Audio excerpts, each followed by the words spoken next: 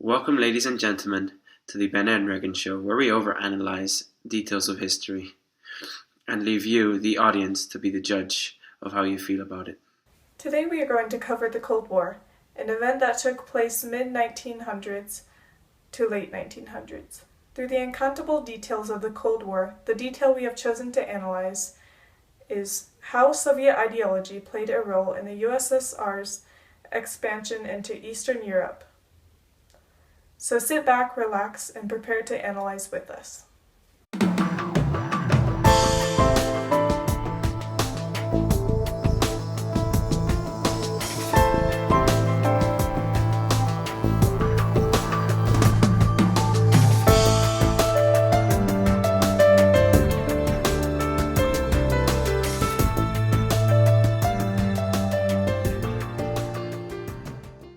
When looking at ideology, it is important to understand the history of the Russians and what molded them into the society that they were. Let's start at the very beginning, the introduction of communism into Russia. Now there are three important figures you need to be familiar with when we talk about communism. First there's Karl Marx, Vladimir Lenin, and Joseph Stalin. Karl Marx is a very important figure in the spread of communist or socialist concepts. His particular form of socialism is called Marxism. Marxism is based around the belief that equality would lead to the perfect society, that if the state had control over basically everything, there would be peace and corruption from too much money or poverty would be diminished.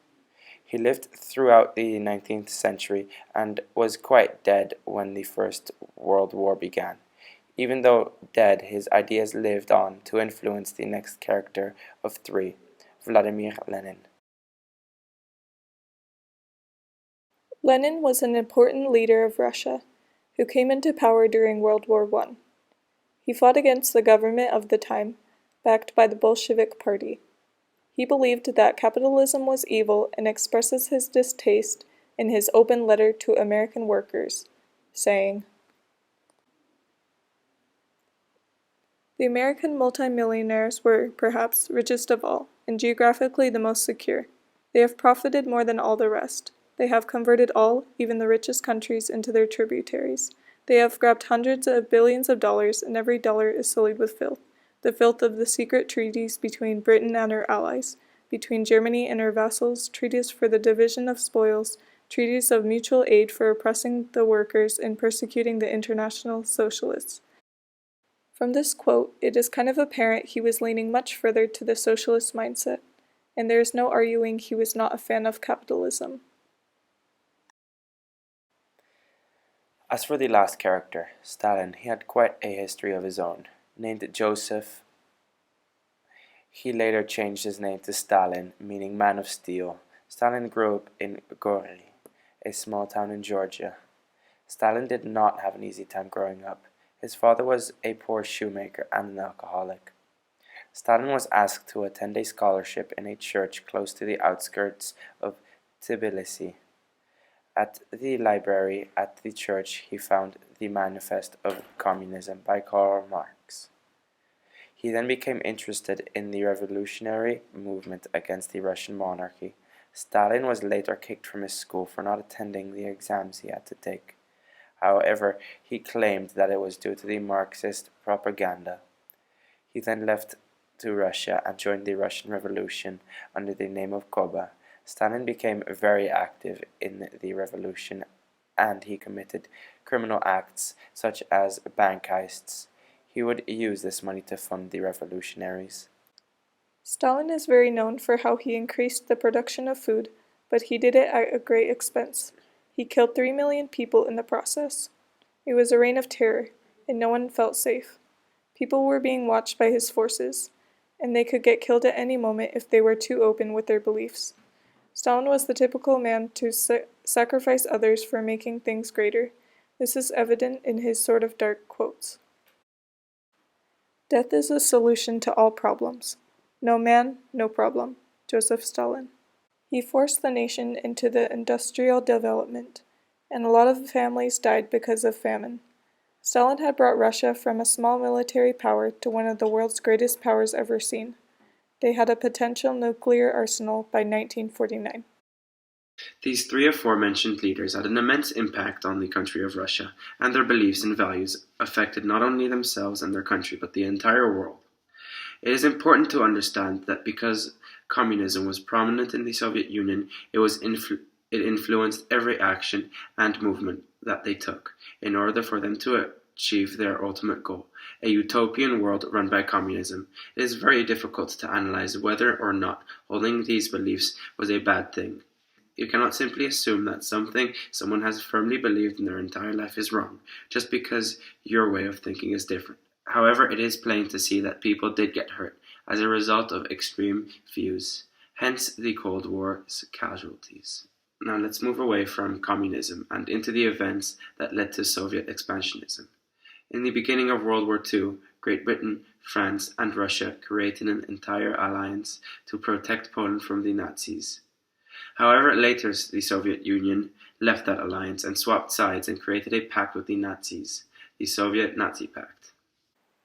This pact stated that they would not attack one another and that Poland would be split amongst Nazi Germany and Russia. Stalin did not trust Hitler fully, and after the Nazis invaded Poland, he rearmed his troops and prepared for an invasion from Hitler. Stalin was right. Hitler invaded and broke the pact he made with Stalin. Russia had been invaded many times from the west, and now they were being invaded again. Therefore, they were very prepared.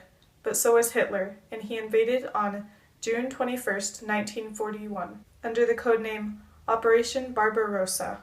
The invasion lasted until 1944, as Leningrad, St. Petersburg were still under Nazi control. The USSR went on to invade different countries after World War II. We'll show you the list. 1945, Albania. In 1945, the Albanian communists gathered and overthrew the political system. 1945, Bulgaria. The same year as in Albania. A communist party and its officials were elected after they murdered all the non-communists in the political system and who opposed. 1945, East Germany. The Soviet zone of Germany was Eastern Germany. They set up the German Democratic Republic. 1947, Romania. The Communist Party was elected, and the Communists took over, and in 1947 they abolished the monarchy. 1947, Poland. Stalin had promised to set up a joint non-communist/communist government. Then he invited 16 non-communist leaders to Moscow and arrested them.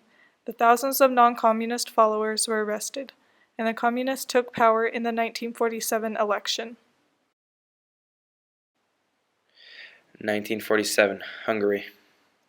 The non-communists won the 1945 elections with Zoltán Tildy as president. The communist leader, Rákosi, took control of the secret police, the AVO, and executed and arrested his opponents. Tildy was forced to give up his position, and the head of the Hungarian church was imprisoned. 1948, Czechoslovakia. A co-joint government was set up and led by the non-communist Benz. However, the communist leader, Gottwald, made sure he and his party controlled the radio, the army, and the police. Gottwald became prime minister and set up a secret police for arresting the non-communists. In 1948, communist workers went on a strike. This led to the non-communist minister, Masaryk, committing suicide, and Gottwald took over the government. What role did ideology have in all this madness? Pretty much everything is the answer to lean towards. The Soviet Union used their beliefs in communism as an explanation for what they did. In their eyes, communism was the only correct form of government, and other forms, especially capitalism, were corrupt, and could not achieve the utopia that communism promised to bring. The Soviets wanted to spread their influence to the world. In their opinion, they were superior to all the societies, and their invasions were going to spread their enlightenment. Now, this all happened in the past, so you might be wondering, why does this matter? Well, believe it or not, this can actually be applied to the world we live in today. There is so much conflict going on in the Middle East, and much of it is rooted in, guess, ideology. A good example of this is the ISIS group in Islam. The soldiers in ISIS believe that they are fighting for a worthy cause.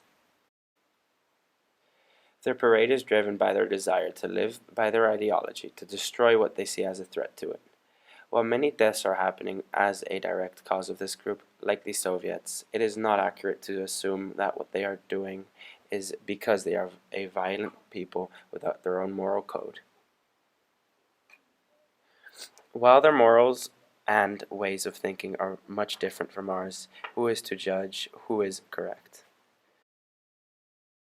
So, now, after all this analyzing and possibly boring you to death, what conclusions do you draw? We have drawn our conclusions. We believe that ideology had an immense effect on Soviet expansionism and was a main cause behind it. Ideology pushed the leaders of the Soviet Union to make the decisions that they did. They based their decisions on their moral code and justified their cause by believing communism was the ultimate answer to making the world a utopia to live in. Ideology should never be overlooked. It's an influence to our history and our future. Thank you all for watching. We hope that this video was useful to you and gave you good insight. See you guys later. Or as they say in Russian, baka baka.